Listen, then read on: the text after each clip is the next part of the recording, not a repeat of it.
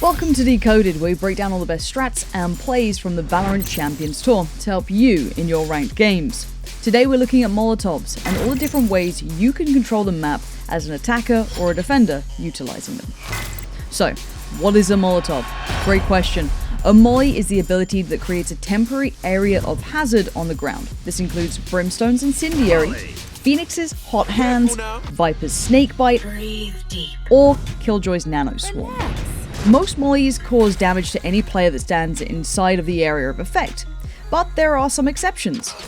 For example, Sage's Slow Orb acts like a molly, but instead of dealing damage, it causes a movement speed reduction. Today, we'll mostly be focusing on the standard damage-dealing mollies, but some of these tips could be applied to other molly-like abilities as well. With all that said, let's dive in some examples from the VCT pros.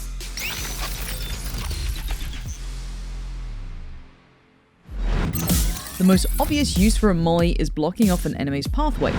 If you know that your opponents are around a corner or trying to push a certain angle, try tossing out a molly to temporarily block their path.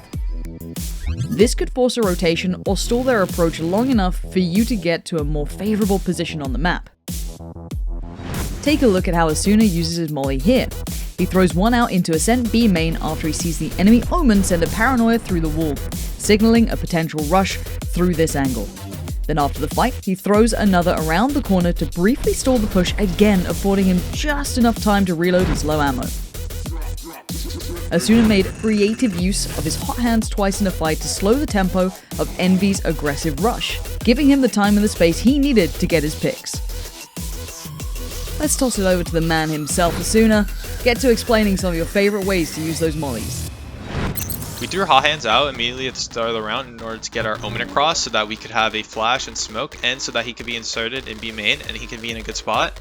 We also knew that most teams rush B in ranked and pro play, so we wanted to stall that down in case they did do that. However, since they went really quickly, we ended up in this scenario where they ran through our molly, two of them, and the other two were separated away due to the molly that I threw in the start.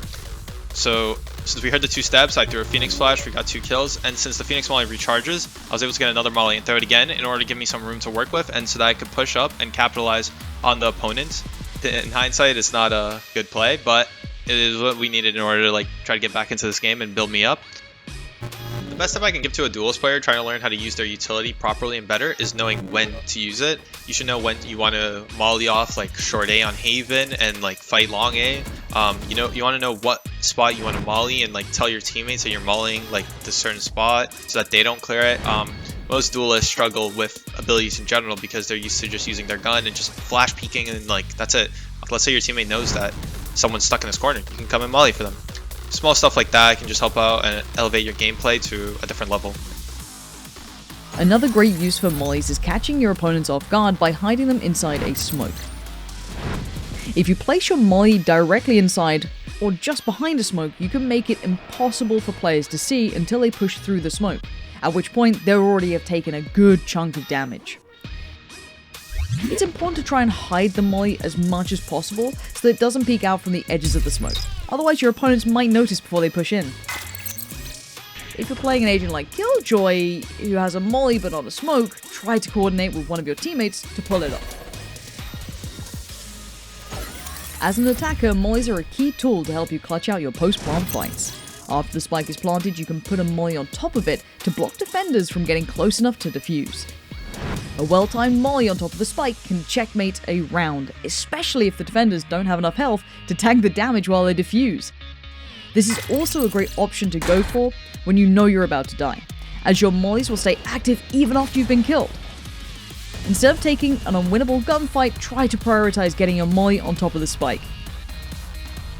The extra couple of seconds it could buy you on the explosion countdown might be more valuable for you and your team. Now let's recap everything we've learned so you'll be ready to use mollies like a pro in your next ranked game. Use mollies to block off essential pathways on the map when you know that your opponents are pushing through there. Hide a molly inside a smoke to catch your opponents off guard and punish them for pushing too aggressively. And as an attacker, use mollies to protect the spike from being defused in post-plant fights.